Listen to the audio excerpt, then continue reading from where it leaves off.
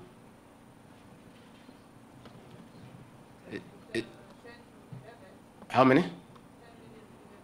So we can have a few, maybe PS Internal Security, you can give a few officers, they can tell us what they think, and then Professor Kindiki will read the statement. Then we'll ask the press to take a break. Then we'll be left here now to talk about our own internal things that are of a security nature, after the CS Interior has read the measures for the country, because they are for the officers and also for the people of Kenya, so that everybody knows what will happen going forward starting today. But this war must be fought. The government is in charge, and the government has never lost a war and is not going to lose this one. A decision has been made, and it must work, and we must bring sanity back to this country. See, PS? Thank you, Your Excellency. I will, in no particular order, just call on a few of the officers to speak. So the first one would be the Regional Commissioner for Rift Valley. Just a few of the issues that we have picked, that you want to bring up. Then followed by the Regional Police Commander for Central, and then the County Commander, Police Commander in charge of Marsabit, and then the County Commissioner for Migori. If we have any minute left before 11, then we'll get the fifth person to speak. I hope there's a microphone around. So we start with, is the RC Rift Valley in the house? So let's have the microphone there. Thank you.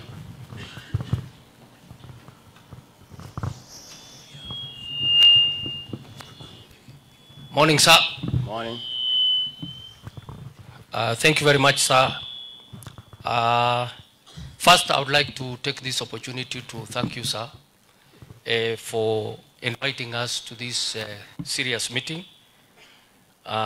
We feel privileged and honored to be here, Your Excellency. Thank you very much, sir. Sir, maybe just to highlight a few issues, I would like right from the onset to inform you that we are determined and focused to deal with this problem once and for all.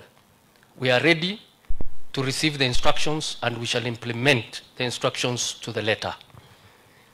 Sir, as you rightly mentioned, we have an issue with ethanol.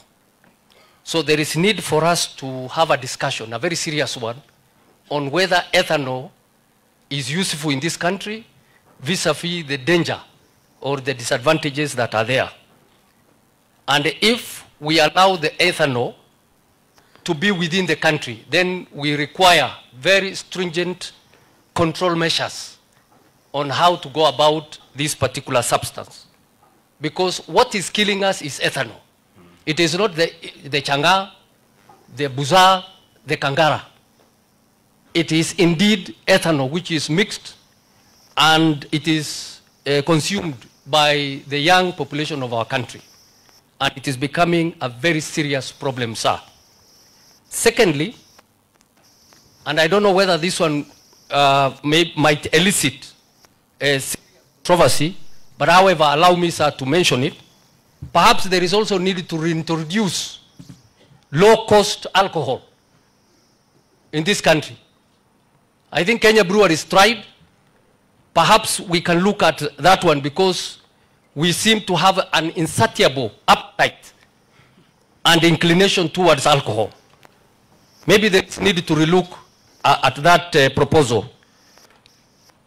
The other one, sir, is I'm requesting on behalf of colleagues, if we can have serious engagement with the prosecution and the courts with regard to this management of this problem.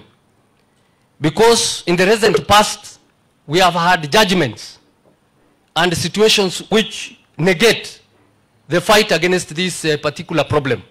Like, for example, one roll of bang is no longer an offense.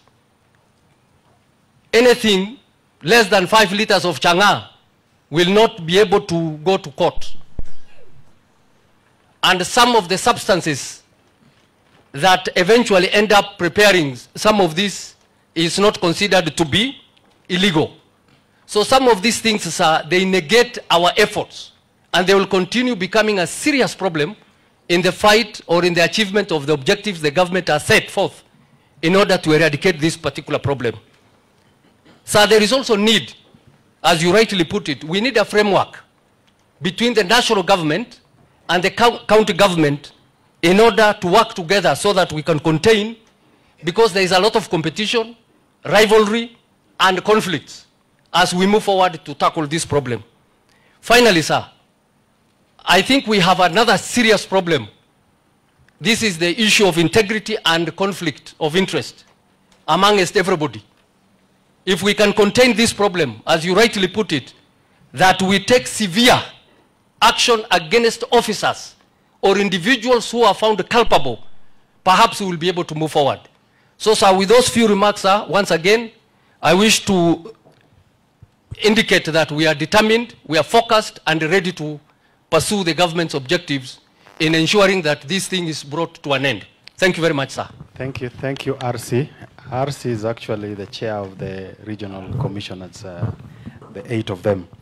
So next is the regional police commander from Central. And if something has been mentioned, you don't need to speak to it again. Just bring us what is unique. Proceed.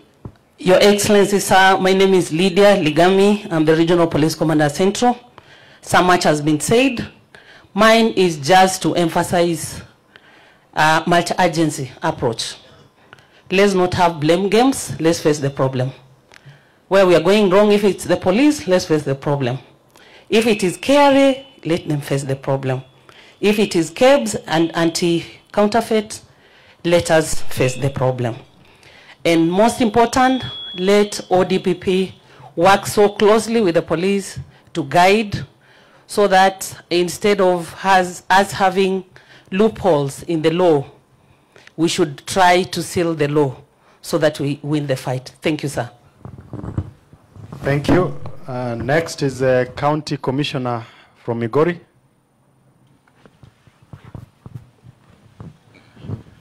And maybe you speak to what is coming in from Tanzania, if at all. Yes. Thank you, sir. I'm David Gitonga, County Commissioner, Migori. One, I would want to say that the charge has been lack of partnership between the two states. It is true, they grow bangi, but they say the market is in Kenya. We've come up with an elaborate measure to ensure that we're able to partner with them, the security officers from that other side, so that we can be able to counter the threat. And I think, sir, you had given us authority, and we are at an advanced stage. Number two, we have the charge of security. As I'm studying here, sir, I can confirm that there is an officer, assistant chief, who was attacked by brewers, and up to date that person has not been arrested. So I would request, if it is possible, we need to explore the mechanism in which we can have, as area planned. I remember during the Rate Mechoke's time, chiefs were to be given 5 APs for security. That will enable them be able to move about and even be able to raid the dens. The other issue is a lack of security rules. In our area, we have a wide porous border, and we do not have security roads. The officers cannot also be able to move around and also even man the areas. So the element of that border needs to be looked at.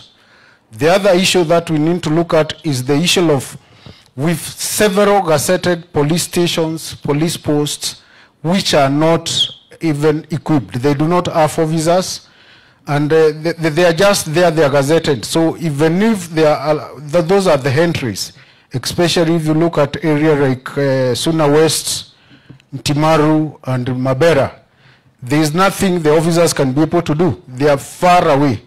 In fact, we find some area sub-counties with about 3 sub-counties manned by 1 sub-county police commander, 1 DCI, 1 CIC.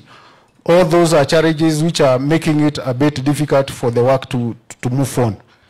The other issue that needs to be addressed, and it is a challenge so that we can be able to work on it, is the issue of the judiciary and ODPP. You'll find our officers have been able to arrest the traders. But at the end of the day, it has to go to the government chemist for tests. At the end of the day, you might end up having confiscated about even 10,000 tons of ethanol, but at the end of the day, it will be tested. it becomes water. So there comes an issue of even camps and counterfeit and KRA. The other issue I would also want to present, sir, is the issue of public-private partnership. We've seen we can be able to check on brewing if we can be able to engage stakeholders in the brewing industry. For instance, oil is not lost in Migori. In Mabera sub-county, we have illicit brew-free sub-location and also a location. What we've done is that we've been able to partner with Kenya breweries. They support the reformed brewers. They provide them with the jerry cans for the senator brews. Then they are provided, they pay for them in installment. The county government waives the fees such that you can even be able to pay for maybe in installment. Then from there, we've been able to move ahead, and I think we're doing very well. I think with that one, I think thank you. We are not lost. So then the county police commander for Marsabit, and then lastly, I would ask the RCIO Coast to close the session. Thank you. Good morning, Your Excellency. My name is Patrick Mwakio. I'm the county police commander in Marsabit. I want to say that we've got a few challenges, but last year in November we sat as a team and we put strategies in place, and I believe these strategies have really helped us because we are now working as a multi-sectoral team. We've been able to arrest a few consignments coming from Ethiopia. That is cannabis sativa, and also heroin and cocaine. We share a very long porous border with our neighboring country, about 600 kilometers. Our officers are determined, and they are all out to ensure that everything is in order and crime is managed effectively, sir. That is all I can say as for now. And I want to assure you that our officers will keep up the good work they are doing and bring everything to place. Thank you so much, Your Excellency. The RCIO Coast. Good morning, Your Excellency. My name is Adan Guyo, the RCIO Coast. I've just reported 3 days ago. I took over the office and we embarked on working together with other teams. We've made several arrests of drug traffickers, the peddlers, and we are still continuing. And I promise that we'll perform and we are up to the task. Thank you. Thank you very much. I think we'll be able to respond and also enter into a discussion after we are through with the press. And I want to say, Coast, well done. Please do your job. We were there the other week, and the leaders are abusing us because of saying there is a problem with the coast. They must live with the truth. They want us to pretend that there is no problem at the coast. And when we call for a meeting to discuss a serious problem of the people they lead, they don't come. But they want to go to press conference to say that there is no problem. There is a problem at the coast, and it's a big one. And our officers will do what they need to do.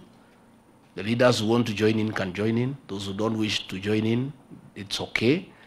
And as we are never distracted by those abuses and irresponsible talk, because we must do our job,